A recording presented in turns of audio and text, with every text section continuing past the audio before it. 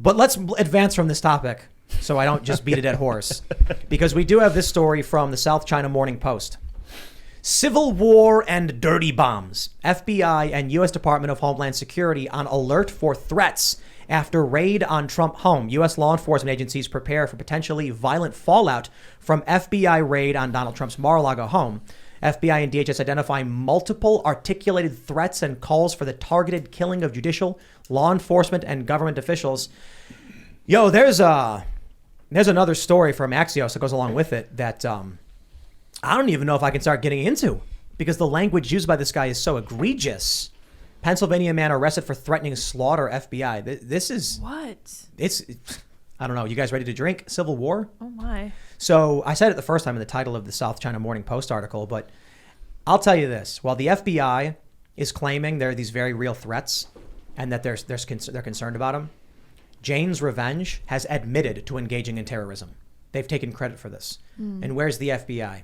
I'll tell you where it is. No, it's just Marjorie Taylor Greene trying to get them declared a domestic terrorist organization. I mean, the FBI is not just, it's literally her. I mean, I'm sure she has support in Congress, but like no one is taking action against Jane's Revenge. Remember when, when you're reading the headline, they're threatening government officials. Do you remember when that guy showed up at Brett Kavanaugh's house? I mean, they're acting like, violence is one-sided, which it really is not in this country. And obviously, I think most threats come from extremists that don't represent the majority of people on either side of the spectrum. But this is very bizarre, but we forget that it's double-sided. I think it's actually simple. If you're the FBI and you're raiding Donald Trump, the right is very mad at you. If you're the FBI and you're investigating Trump for Russiagate, the right is very mad at you. And so imagine you're sitting in your chair and you're, reading the news, and all of a sudden Antifa is just screaming, they hate you, you're evil, you're corrupt. And then people on the right are not really saying a whole lot. You'd be like, man, these guys are crazy over here. They won't stop talking about how they want to do evil stuff. This is what the FBI is basically doing. For one, this is an example of their overt political bias. They engage in weaponized politicking, going after Trump for Russiagate, clearly fake. The FBI, Kevin Kleinsmith, I believe his name was, altered an email fabricating evidence to justify spying on the Trump campaign. Mm-hmm. Then Trump supporters get mad at the FBI, say you're all corrupt. Then a bunch of other FBI agents who are not involved and don't know that this corruption is occurring just think the Trump supporters are crazy because, hey, I didn't do anything wrong. Then the FBI starts pointing at the people who are pointing at them, and they're completely ignoring Antifa on the far left. And cherry on top, they're getting all their news from the corporate press, who's been actively defending, Antifa and the left to a great degree. Not all the time, but to a great degree. So it's not so much, I would say, that you need to be concerned about a conspiracy, but an emergent phenomenon where these are the things that are causing the FBI to be inflamed, to target Trump supporters and the right. Well, they've drummed out over the years. They've gotten rid of the people in the FBI that were there, that were not willing to do this kind of thing, to demonize people that support Trump. This is part of just demonizing anybody that disagrees with the powers that be. And that's what they've been doing since January 6th. It's what that's why they've been terrorizing American citizens who just went to Washington on January 6th and waved flags. And that's why when you have an actual person who is camped outside of Brett Kavanaugh's house and is going to kill him, that mentioned for a couple of days, but then they make these sweeping pronouncements about all these threats. It's the same thing as when they declared all the parents that went to school board meetings as potential domestic terrorists. Everybody that disagrees with the weaponized FBI, with the government's, the FBI has become our Stasi now.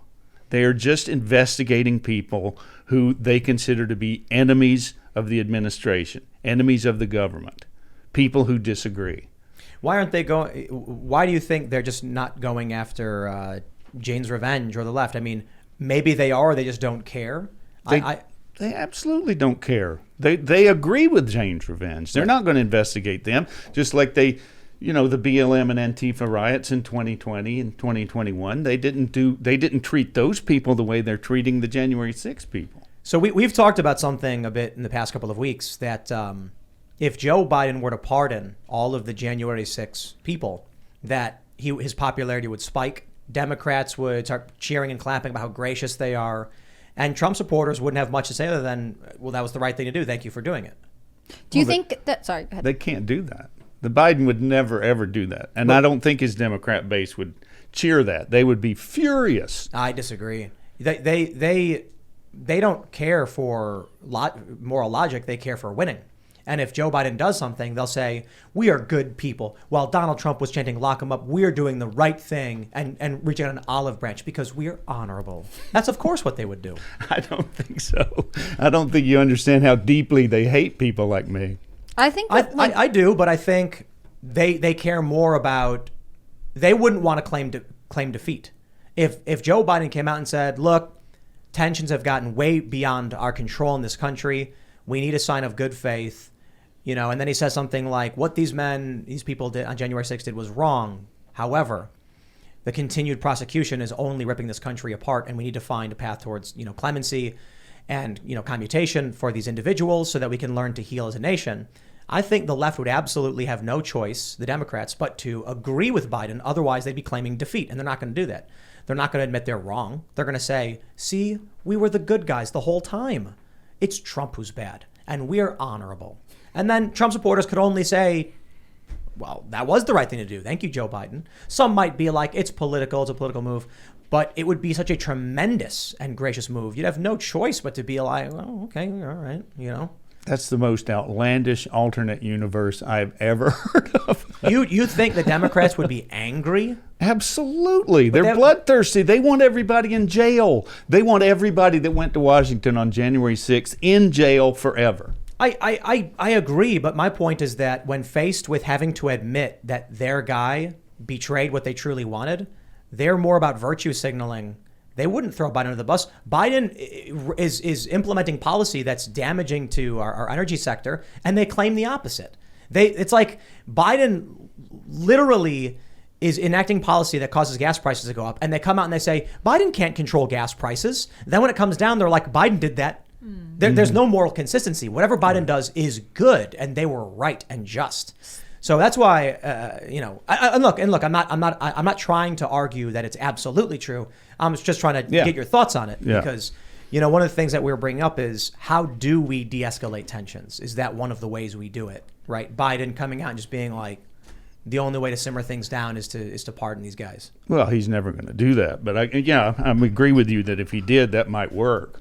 But I don't see that. I don't see anything like that happening. Sometimes I think if he were to do that, it's the only way the Democrats would admit that he is like in early stages of dementia, or maybe not early stages.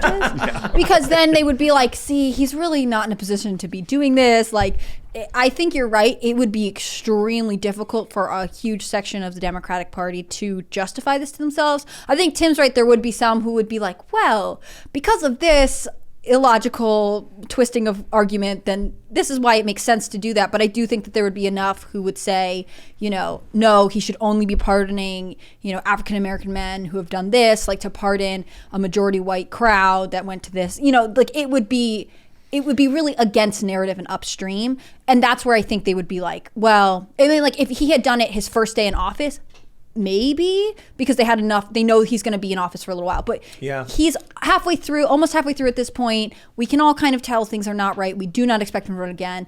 If he were to pardon all of January 6 prisoners, which of course I wish he would probably just get, well, it's time for Biden to retire. We didn't really want him here anyways. And how do you get from the worst attack on our nation's democracy since the Civil War to I'm just going to pardon everybody? It's COVID. We got to acknowledge that COVID caused massive strain and stress on people's psychology. It's not just shutting down what happened as a result of COVID and the response to COVID, but the COVID virus, when I had it, I was angry, man, and I was stressed out. And Tim and me got into it one day. We were yelling.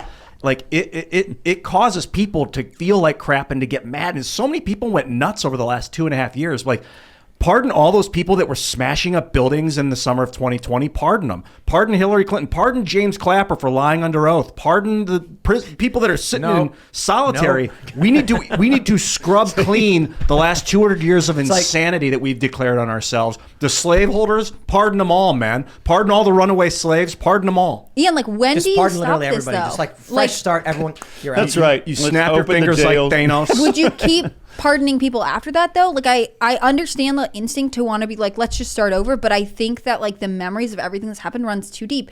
You wouldn't actually give people a sense of justice or satisfaction. It would just be like, we're making the score 0, except we all secretly know it's not 0. I don't think Abe Lincoln thought he was doing, like, what was politically correct when he freed the slaves. He just knew it had to happen. He said anything to keep the Union together. He wouldn't have pardoned the slaves if he could have kept the Union together. He did not. Yeah. It wasn't about morality for him. It was about preserving the sovereignty of the nation. And it was also about destabilizing the South, because the Emancipation Proclamation was basically saying to all of the slaves, which were in southern states because the North states were free, rise up against the government there. It was weaponization of if anything. I mean, look, Abraham Lincoln got in. The Civil War had technically already begun. Bleeding Kansas was going on. Several states had already seceded. And so he waited several years to actually... The Free the Slaves thing wasn't a civil war. It was like the Civil War was going to happen anyway. And then he saw it as an opportunity to do what he thought was right. I think you're wrong about that. And he took a bullet for it. I mean...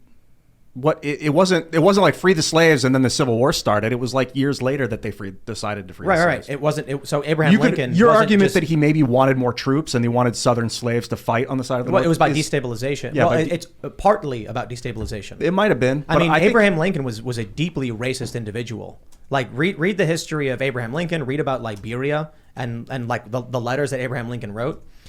But this shouldn't be surprising anybody. I'm not trying to impugn the honor of Abraham Lincoln. I'm just pointing out back then, like literally everybody was racist. And so people like to look back and base past history and morality on modern sensibilities, which is just not correct. Yeah. Right. Abraham Lincoln did not want to be the president during the collapse of the United States. And so it was very political. I mean, the dude suspended habeas corpus up through a corridor from D.C. through Maryland to Pennsylvania, where they were just arresting people without charge and holding them indefinitely. This is not a guy who believes in freedom and doing right. It's a guy who believed in winning by any means necessary. I think the slavery thing was like a moral thing for him. No, he said, if I could have kept the Union together without freeing slaves, I would have done it. I mean, he was completely dedicated to keeping the Union as a nation. I think we're taught that in school that it is about slavery and it's about morality because our sensibilities have changed. And I think if you were president now, in that time, you would have behaved differently. But for Abraham Lincoln, it wasn't about slavery. And I think we're just told to turn a blind eye to that. It was about preserving the Union. The economics, yeah. He wanted the money from the South. Mm-hmm. I think it's complicated. I mean, there's a really great letter Ulysses S. Grant wrote where he said that the Union sacrificed blood and treasure to admit these states into the Union. And they swore an oath. By seceding, they were in violation of their oath and effectively stealing that blood and treasure for themselves. And so he wrote that any man has a right to rebel against his government or leaders or authority or whatever. Just know that if you lose, you will have to live under their command and penalty from that point forward. So it's interesting actually reading what these guys wrote about what was going on back then. It's truly crazy stuff. Thanks for checking out this segment from the Timcast IRL podcast. But if you want to check out the full show live, tune in Monday through Friday at 8 p.m. And if you want more special access content, head over to timcast.com and become a member.